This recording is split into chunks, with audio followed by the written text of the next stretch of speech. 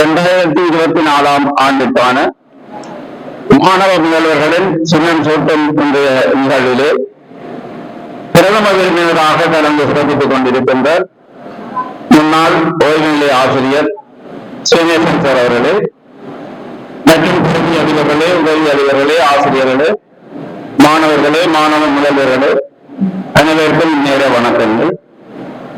இந்த நிகழ்வு வருடா வருடம் எமது கல்லூரியிலே நடாத்தப்படுகின்ற ஒன்று. இது மாணவ முதல்வர்களை அறிமுகப்படுத்துவதோடு அவர்களுடைய நியமனங்களை வழங்குகின்ற ஒரு வைபவமாக இருக்கின்றது. இந்த இடத்திலே மாணவ முதல்வர்கள் யார், மாணவ முதல்வர்கள் ஆற்றிய செயற்பாடுகள் என்ன, மாணவ முதல்வர்களுக்கான பொறுப்புகள் எவை என்பதை அவர்கள் அறிந்து கொள்வதோடு நீங்கள் ஏனைய மாணவர்கள் இந்த மாணவ முதல்வர்களுக்குரிய மரியாதையை வழங்குவதோடு அவர்களுடைய நியமனத்தை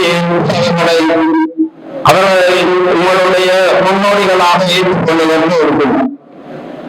ஆகவே இந்த இரண்டு பகுதியினருக்கும் மிகவும் முக்கியமானது.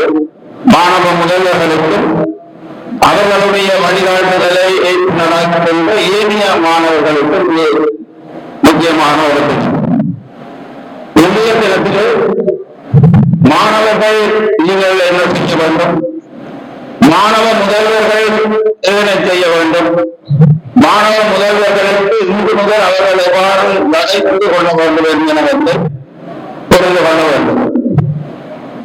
பதவி என்பது எல்லோருக்கும் கிடைப்பதல்ல. கிடைக்கின்ற பதவியை வைத்துக் கொண்டு அவர் நன்மை அடைவதை அந்த பதவிக்காக, பதவியை வழங்கியவர்களுக்காக ஏனையவர்களுக்கு சேவை செய்வதுதான் ஒரு பதவியினுடைய முக்கியத்துவம். அந்த வகையில் இந்த மாணவ முதல்வர்கள் நீங்கள் இந்த ஒரு மாதப்பாடு மாணவன் அடைகின்ற ஒரு. ஆகவே இந்த பதவியை நீங்கள் கற்றுக்கொண்டால் இந்த பதவியை கௌரவித்து இந்த பதவிக்குரிய பதவியை ஏனையவர்களுக்கு நீங்கள் செய்ய வேண்டும். முதலாவது நீங்கள் இந்த பதவிக்கேற்ப உங்களை மாற்றிக்கொள்ள வேண்டும்.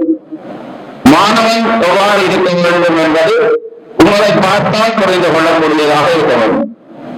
நெகிரி மத்திய கல்லூரியினுடைய மாணவன் நான் என்பதை உணர்ந்து முன்னிலையிலே தூரத்தில் செல்லக்கூடியவர்களாக நீங்கள் இருக்க வேண்டும். இது உங்களுக்கு மட்டுமல்ல, இப்பொழுது கற்றுக் கொண்டிருக்கின்ற மாணவர்களுக்கு மட்டுமல்ல, இதற்கு முன்னர் கற்று வெளியேறிய மாணவர்கள், இனி இந்த கல்லூரியிலே கற்க வேலைப்போகின்ற மாணவர்கள் அனைவருக்குமான நீங்கள் ஆட்சிப்படி இந்த 3 பகுதியினருக்கும் சேர்ந்தவர். அதாவது வெளியேறிய பழைய மாணவர்கள், கற்றுக் கொண்டிருக்கின்ற தற்போதைய மாணவர்கள், இனி கற்க வருகின்ற எதிர்கால மாணவர்கள் அனைவரையும் நீங்கள் கௌரவித்து அனைவரையும் வழிபடுத்துகின்ற அனைவரது மரியாதையும் அனைவரது ரெஸ்பான்சிபிளையும் நீங்கள் முன்வைத்திருக்கக்கூடிய ஒரு பதவி.